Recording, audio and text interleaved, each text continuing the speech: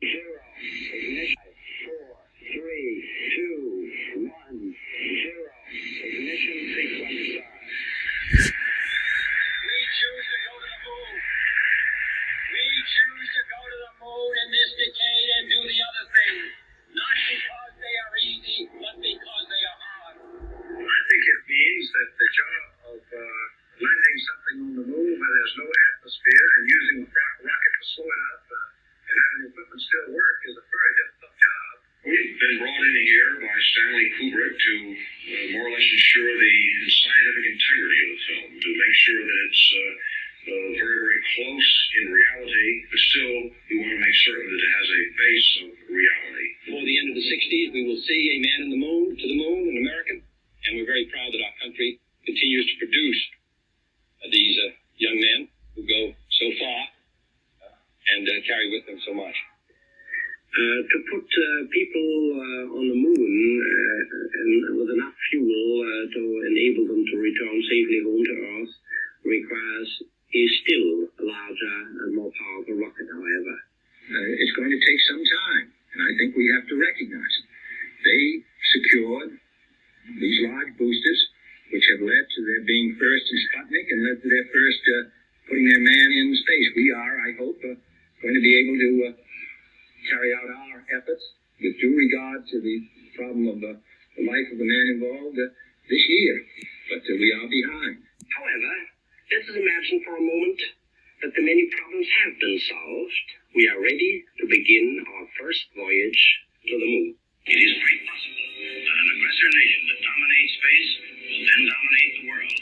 We're in the final assembly building of the lander. Stanley Kubrick and I have set ourselves several objectives. We hope to convey to the public the wonder and beauty and promise of the new age of exploration, which is opening up for the human race.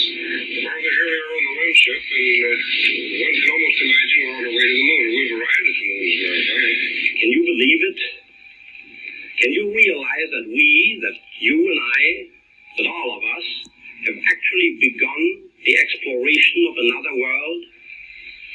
We have taken the first historic step into our solar system. That's one small step for man, one giant leap for mankind. That's one small step for man, one giant leap for mankind. We, the crew of Apollo 11, are privileged to represent the United States in our first attempt to take man to another heavenly body. Man walks on the moon!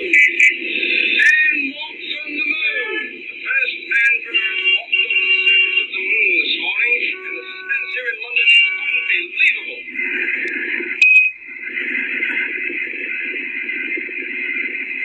Apollo 11, Houston. Okay, Neil, we can see you coming down the ladder now. And step off the lamb now. Neil and Buzz, the President of the United States is in his office now and would like to say a few words to you. Over. That would be an honor. Go ahead, Mr. President. This is Houston out. Hello, Neil and Buzz. I'm talking to you by telephone from the Oval Room at the White House. And this certainly has to be the most historic telephone call ever made in the whole history of man.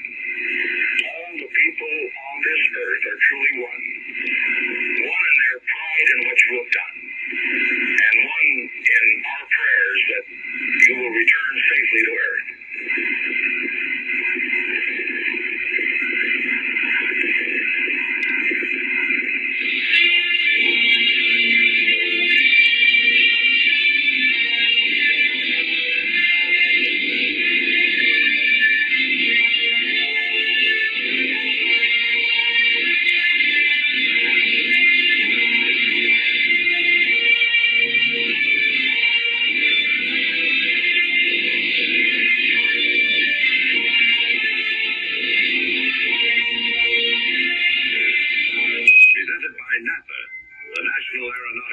Space Administration.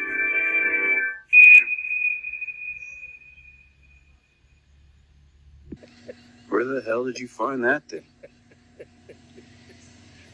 Huh? The fuck, man? Did you bring home rats instead?